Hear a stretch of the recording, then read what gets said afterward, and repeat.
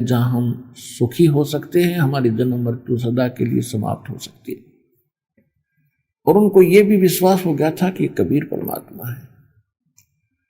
परमात्मा ने फिर उनको एक आदेश दे दिया था, ये समझ लो कि इस गुरु शिष्य की मर्यादा बनाए रखने के लिए आप जी ने ये भूमिका मेरी आज्ञा से करनी पड़ेगी। आप मेरे गुरु रूप में रहोगे और क्रिया वो करोगे जो दास बता रहा है, आपको दिखा भी लाया है। और क्योंकि मेरे से ये कोई भी उपदेश नहीं ले रहा, विशेषकर ब्राह्मण वर्ग, और आप भक्ति आप भी जारी रखो और इस प्रथम 5 नाम को ही देना और मंत्र नहीं देना, जो दास आपको साथ देता है। लेकिन रामानंद जी सारा कुछ देख भी लिया था, और रामानंद जी, स्वामी रामानंद जी वेदों के बहुत बड़े ज्ञाता माने जाते थे, क्योंकि ये नकली ऋषि जितने हुए सारे ही हमें बहका रहे थे।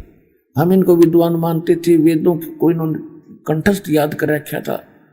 कोई ब्राह्मण चतुर्वेदी कहलाता था, जिसने 4 वेद घोट रखे थे, कंठस्थ याद थे, वो चतुर्वेदी कहलाता था।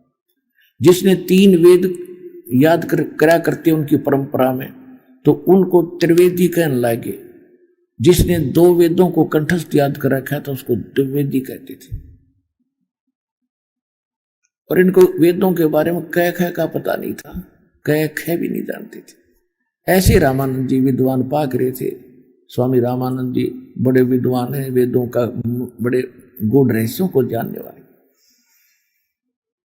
और रामानंद जी परमात्मा से वो ज्ञान रह रहकर सुना करते थे। उधर से ब्राह्मण, केवल ब्राह्मण वर्ग ही उनके पास दीक्षा लेने रामानंद जी के पास आ रहा था। कबीर परमेश्वर से ब्राह्मण वर्ग दीक्षा नहीं ले रहा था, तो परमात्मा ने वो भी चाबी लानी थी, क्योंकि बच्चे तो ब्राह्मण भी भगवान के ही हैं। एक दिन परमात्मा बैठे थे स्वामी रामानंद जी के पास, एक शिष्य रूप में रामानंद जी बैठे थे अपनी गुरु रूप में गद्दी पर। एक ब्राह्मण आया, महादुखी, सब जगह भटक करके अंत में वो रामानंद जी, स्वामी रामानंद जी के पास आया था। अब स्वामी रामानंद जी से उसने दीक्षा भी ले रखी थी, और स्वामी रामानंद जी से के बताए अनुसार उसने साधनाएं अनुष्ठान भी किए, लेकिन उसका कोई संकट निवारण नहीं हुआ। उसके 2 पुत्र 2 पुत्री थी, पत्नी थी, सभी मानसिक रोग से पीड़ित थे। कोई अपाहज स्थिति में पड़े थे, बड़ा कहर टूट रहा था। जब स्वामी रामानंद जी को वो अपनी व्यथा बता रहा था कि महाराज, मैंने आपके बताए अनुसार सब साधनाएं कर चुका हूं और मुझसे कोई लाभ नहीं हो पा रहा, क्या करूं? तो स्वामी रामानंद जी ने कहा कि देखो भक्त, मैंने जो क्रियाएं बताई इनसे राहत मिलनी चाहिए थी। यदि राहत नहीं मिली है तो ये तेरी किस्मत में लिखा हुआ प्रारब्ध का कर्म है, और ये तो ब्राह्मण भोगना पड़ेगा। उदाहरण दिया कि जैसे श्री रामचंद्र जी ने बाली को मारा था, सुग्रीव के भाई को, एक वृक्ष की ओट लेकर धोखा देकर, तो उसका बदला भी श्री कृष्ण रूप में उन्होंने उसी को सिद्ध देना पड़ा। एक शिकारी बनकर वो बाली वाली आत्मा त्रेता युग में जन्मी, श्री कृष्ण राम यानी विष्णु वाली आत्मा, राम वाली आत्मा थी। और अंत में उस शिकारी ने श्री कृष्ण जी के पैर में तीर मारा, विषाक्त जहर से बुझा हुआ, जिससे श्री कृष्ण की मृत्यु हुई। तो बदला तो भाई ये कर्म तो भोगना ही पड़ेगा, ये तो प्रारब्ध में लिखा। अब परमात्मा यही चाहते थे कि किसी तरह मेरी भी जो है सुरंग लगा इस ब्राह्मण जाति में। तो परमात्मा ने कहा, स्वामी जी, वेदों के अंदर क्या पाप नाश करने का कोई विधान है भगवान का? स्वामी जी ने कहा, नहीं, वेदों में कोई ऐसा विधान नहीं है जिससे जीव के पाप नाश हो। परमात्मा ने कहा कि यजुर्वेद अध्याय नंबर 8 के मंत्र नंबर 13 में देखियो स्वामी जी, वो वहीं रखे थे वेद तो उनके इनके दादा लाई है ब्राह्मणा के पहले से। उसने तुरंत खोल कर देखा, उसमें 6 बार लिख रखा है कि परमात्मा घोर पाप का विनाश कर दे। तो परमात्मा कहने लगे, मोती मुक्ता दर्शत नाही, ये जग है सब अंदरे, दिखत के तो नैन चश्म इनका, फिर मोतिया बिंदरे। अब रामानंद जी वो जानते थे उनको कि केवल कबीर धानक नहीं, ये परमात्मा है, लेकिन हमारी बुद्धि फिर भी कहीं ना कहीं स्लिप कर ही जाती है। रामानंद जी आंखों देखकर भी कभी कभी ये सोच लेते थे कि हो सकता है इन्होंने कोई लीला करके मुझे वैसे ही ऊपर नीचे कर दिया हो, लेकिन जब ऐसे ऐसे उदाहरण सामने रखते थे फिर वो दृढ़ हो जाते थे कि ना वो भगवान है। तो बता, वेदों को जाना हमने पढ़ पढ़ कर मर गया, हमारा समझ में नहीं आई। यहां परमात्मा कहते हैं, गुरु बिन वेद पढ़े जो प्राणी, और समझे न सार रहे ज्ञानी। गुरु बिन काहू न पाया ज्ञाना, जो थोथा पूछड़े मूड किसाना। तो परमात्मा ने कहा कि स्वामी रामानंद जी वेद क्या कह रहे हैं, ये पूर्ण परमात्मा परम अक्षर ब्रह्म सर्वगत ब्रह्म सभी पापों का नाश कर देता है। उसकी साधना वेदों में नहीं है। यजुर्वेद अध्याय नंबर 40 के मंत्र 10 में यह स्पष्ट कर देता है गीत वेद ज्ञानदाता कि परमात्मा को कोई तो साकार कहते हैं, कोई निराकार कहते हैं।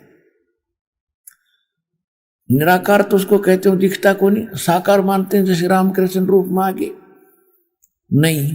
वेद कहते हैं परमात्मा उत्पन्न होता है या नहीं होता है, इसकी जानकारी तत्वदर्शी संत जानते हैं, उनसे मिलो।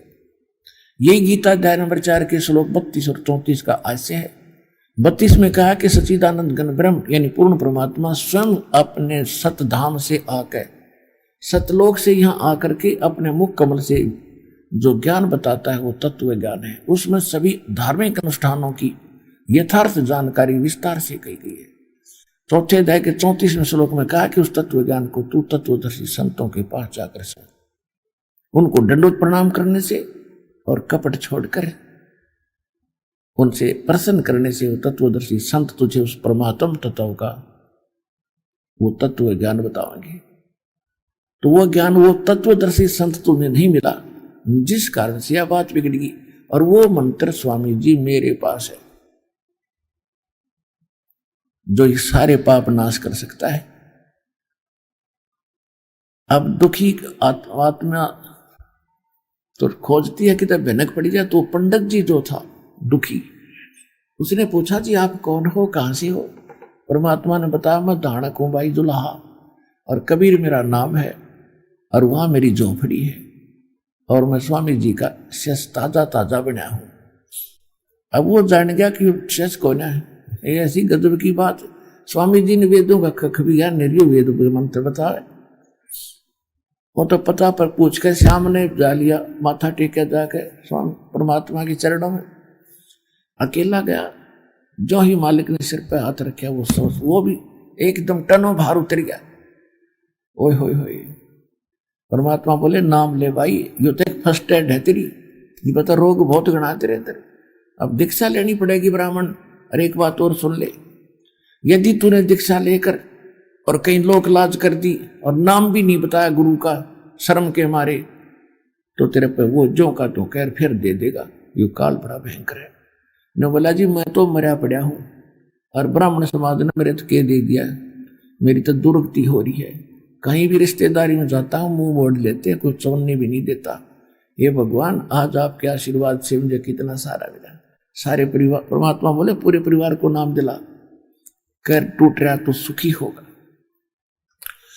अब घर गया, अपने दोनों बच्चों को लाया, पहले लड़कों को, क्योंकि हमारे अंदर थोड़ी थोड़ी रहती है ऐसे ही कि पहले लड़कों पर ट्राई कर लेता हूं। लड़के ऐसा बुरा हाल पाएंगे, मुंह ऐसे टेढ़े सता रखे प्रीतों और संस्कार ने। परमात्मा के पास लाए, आशीर्वाद दिया और उनको मंत्र दिया। उनको काफी उसी समय काफी राहत मिली और धीरे धीरे हफ्ते 10 दिन महीने 2 महीने में कति ठीक हो गए। फिर दोनों लड़कियों को लाया, अपनी पत्नी को नाम दिलाया। फिर परमात्मा क्या नहीं करते, धीरे धीरे उसकी आर्थिक स्थिति भी बहुत सॉलिड होगी, सुदृढ़ होगी। अब वो तो डटा नहीं डटे, जो भी मिले उससे आगे कहे कबीर परमात्मा उतरे हुए पृथ्वी पे, भगवान आ रहे हैं, ये धानक नहीं रहे भगवान है, ये दुल्हा नहीं रहे भगवान है। कबीर पर्वत पर्वत में फिरा, कारण अपने राम, राम जैसे संत मिले भाई जिन सारे सब काम। ऐसे ही और भी कई अन्य जाति वाले भी परमात्मा के पास आने लगे, दीक्षा लेने लगे।